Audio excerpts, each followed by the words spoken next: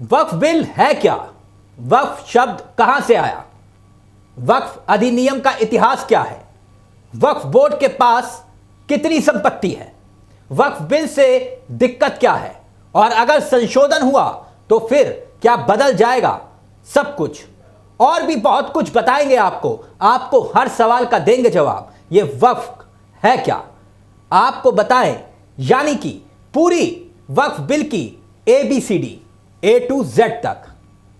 लेकिन सबसे पहले जानिए वक्फ शब्द और इस बिल से जुड़े कुछ बेसिक सवालों को और उसका जवाब भी क्या है।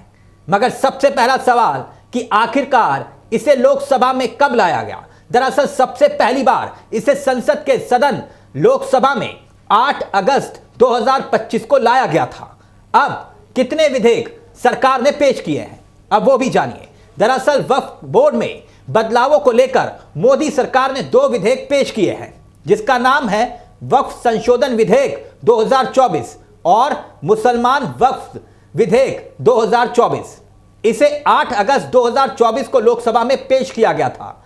अब अगला सवाल ये कि आखिरकार वक्फ बिल में परेशानी है क्या, उस परेशानी पर आए। लेकिन उससे पहले यह जान लीजिए कि आखिरकार वक्फ शब्द आया कहां से और इसका मतलब क्या है। दरअसल वक्फ अरबी शब्द है, यानी कि अरबी भाषा से निकला एक शब्द है जिसका ओरिजिन वकूफा शब्द से हुआ है। वकूफा का अर्थ होता है ठहरना, रुकना और प्रतिबंधित करना।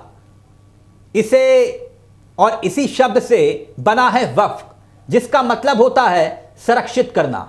इस्लाम में वक्फ का अर्थ शब्द का मतलब यह है कि संरक्षित की गई उस संपत्ति से है जो जन कल्याण के लिए उपयोग की जाती है, यानी कि जन कल्याण के लिए अगर वो संपत्ति दी गई है तो उसको संरक्षित कर लेना, इसलिए इसे वक्फ नाम दिया गया। चलिए अब आते हैं वक्फ बिल की परेशानी पर, फिर बताएंगे वक्फ के पास कितनी संपत्ति है और संशोधन के बाद क्या बदलाव होगा। मगर पहले वक्फ बिल में परेशानी क्या है और क्या वाकई में परेशानी दूर हो जाएगी, पहले उसी पर ही आते हैं। सरकार ने वक्फ बिल को लेकर कुछ परेशानियों का जिक्र किया है, जैसे कि वक्फ संपत्तियों की अपरिवर्तनीय है, यानी कि एक बार वक्फ हमेशा वक्फ के सिद्धांत पर चलता है जहां से विवाद का जन्म होता है। यानी एक बार अगर कोई संपत्ति वक्फ की हो गई तो वो वक्फ की ही रहेगी। इसके साथ साथ कब्जे की शिकायतें, कानूनी विवाद और मिसमैनेजमेंट को लेकर भी कई बार सवाल उठे। वक्फ संपत्तियों को लेकर सवाल कुछ इस तरह थे। वक्फ संपत्तियों के अधूरे सर्वेक्षण का भी जिक्र किया गया। साथ ही यह भी कहा गया कि कोई न्यायिक निगरानी नहीं की जाएगी, यानी वक्फ ट्रिब्यूनल्स के फैसलों को हाई कोर्ट या दूसरी अदालतों में चुनौती नहीं दी जा सकती। साथ ही दावा यह भी कि वक्फ अधिनियम की असंवैधानिक वैधता पर भी सवाल उठते रहे। वक्फ अधिनियम सिर्फ एक धर्म पर ही लागू होता है, जिसको लेकर सवाल खड़े हुए। ऐसे में यहां पर संविधान में भेदभाव का जिक्र भी आता है। दावा यह कि यह संविधान की भेदभाव ना करने की भावना के खिलाफ है। मगर अब इसका दिलचस्प और इतिहास भी जानना बहुत जरूरी हो जाता है। दरअसल वक्फ अधिनियम का इतिहास बताता है कि साल 1913 में वक्फ बोर्ड को औपचारिक रूप से ब्रिटिश सरकार ने शुरू किया था, यानी कि अंग्रेजों ने।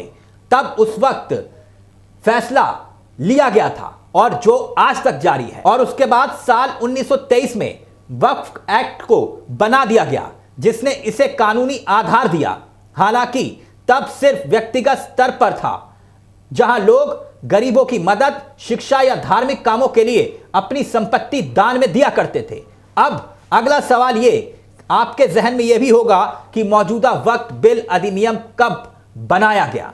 दरअसल इसका जवाब यह है कि आजादी के बाद पहली बार साल 1954 का वो दौर था जब वक्फ अधिनियम संसद में पारित किया गया था। साल 1995 में इसे एक नए वक्फ अधिनियम में बदलाव किया गया था, जिसने वक्फ बोर्ड को और ज्यादा शक्ति दी।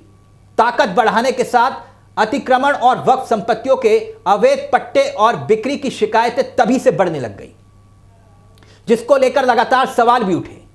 वैसे यह पहली बार नहीं है जब वक्फ बिल में संशोधन हो रहा है। दरअसल साल 1913 में यह संशोधन हो चुका है। अधिनियम तब संशोधित किया गया था जिससे वक्फ बोर्ड को मुस्लिम दान के नाम पर संपत्तियों का दावा करने के लिए असीमित अधिकार दे दिए गए। यहीं से ही विवाद और बढ़ गया। अब यह भी जान लीजिए कि हिंदुस्तान में कब वक्फ अधिनियम सूरत में लाया गया, यानी कि पहली बार कब उसे पारित किया गया। दरअसल साल था 1954, जब स्वतंत्रता के बाद यह फैसला लिया गया था और पहली बार उसे पारित सदन के भीतर कराया गया था। जैसे कि मैंने आपको पहले बताया, 1995 में इस अधिनियम में बदलाव किया गया, बोर्ड को ज्यादा शक्तियां दे दी गई, यही एक वजह भी बनी। अब आते हैं कि वक्फ बोर्ड के पास कितनी संपत्तियां हैं। वैसे तो अलग अलग दावे हैं, दावों पर नहीं जाएंगे, जो जमीनी हकीकत है वो जान लीजिए। दरअसल रेलवे और रक्षा विभाग के बाद, फिर से दोहरा रहा हूं, रेलवे जिसके पास सबसे ज्यादा जमीन है, और फिर उसके बाद रक्षा विभाग आता है, और तीसरे नंबर पर आता है वक्फ बोर्ड। जी, वक्फ बोर्ड कथित तौर पर पूरे भारत भर में तीसरे नंबर पर बड़ा भूमि धारक है। यानी वक्फ के पास पूरे भारत भर में करीब 9.5 लाख एकड़ में फैली करीब 8.5 लाख संपत्तियां हैं। जरा सोच कर देखिए कितनी संपत्तियां हैं। एक बार फिर से दोहराता हूं, करीब 9.5 लाख एकड़ में फैली करीब 8.5 लाख संपत्तियां हैं, जिनकी अनुमानित कीमत 1 लाख करोड़ के पार जाती है।